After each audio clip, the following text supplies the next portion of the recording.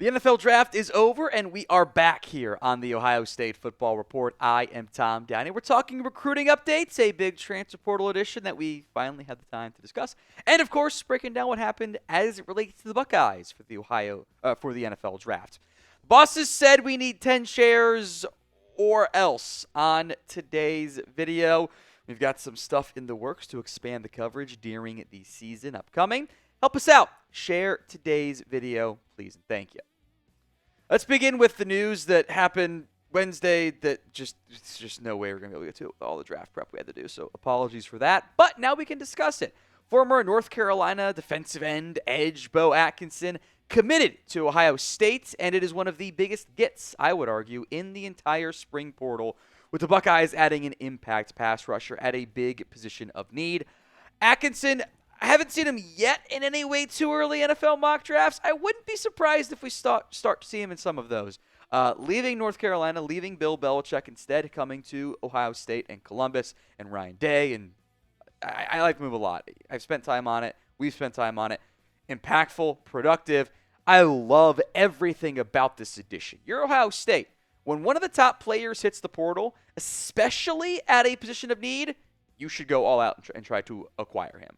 Atkinson, I thought, was one of, if not the best spring portal transfers. And if he had hit the portal back in the winter, I'd been like, yeah, this is someone you should go get still. Like, you got uncertainty at edge there.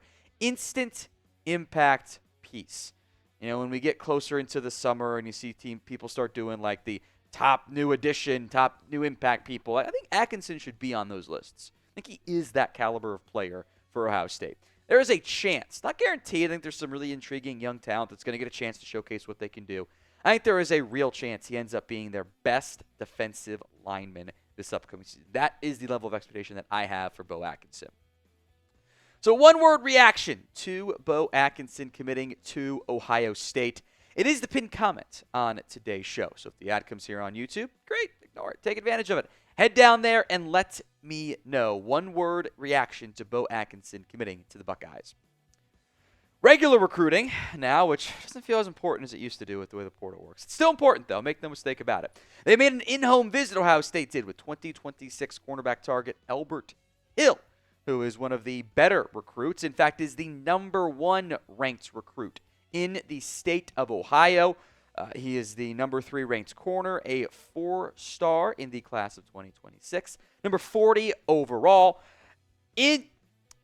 Sometimes OSU is not always going to, align with their internal rankings with what the composite is. I think a goal for every year for Ohio State, you should probably get the number 1 ranked player in your state. Oftentimes those guys want to go to Ohio State, and Ohio low-key has a bunch of really good recruiting and football players. 40th overall is low for them, I feel like, in most years. So, yeah, you'd love to find a way to get him.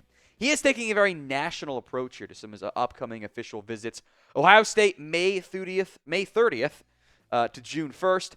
USC, June 6th to 8th. Then Oregon, June 13, 15. Alabama, June 20 to 22. Taking some big-time visits, big programs after him.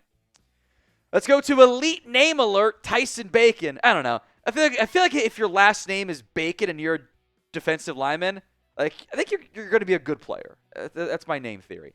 He visited Ohio State this weekend after he had previously decommitted from Tennessee. He is just inside the top 300 on the 24/7 Sports composite rankings. The number 34 ranked defensive lineman. Number 14 in the state of Alabama as well. 296. There are a couple teams that are heavily in the mix here, even beyond Ohio State, the top favorites. Tennessee, I think, still has a chance there. Georgia, and then in-state, of course, Alabama. Wouldn't it be the first time we saw a player decommit and then recommit not long after it?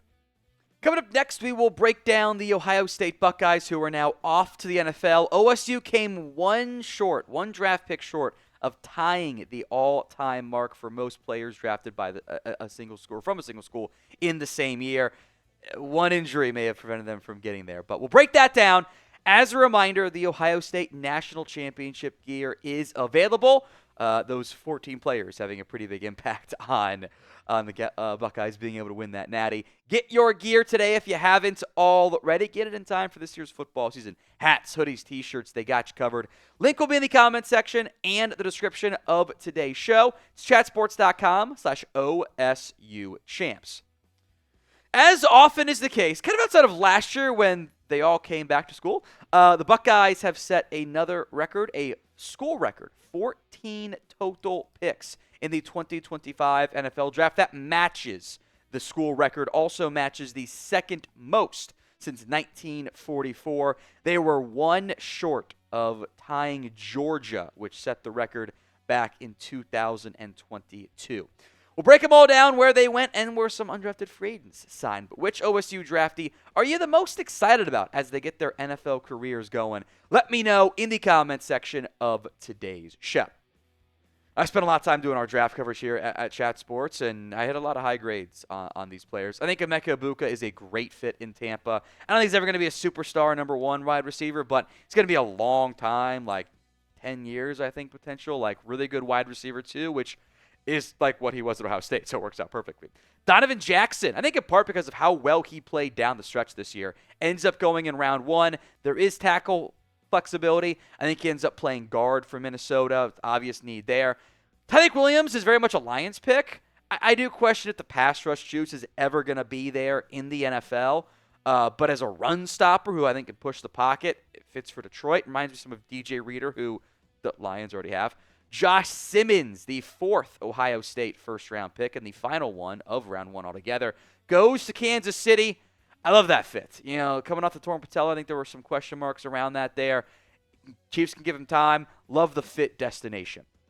Ended up being Quinshon Judkins, who was the first of the two Ohio State backs taken this year. He will get to be the lead back in Cleveland. The power runner, the Ole Miss transfer, went 2 picks before Travion Henderson went to the New England Patriots, which I find kind of funny because we've kind of done the Sony Michel, Nick Chubb thing again with both teams.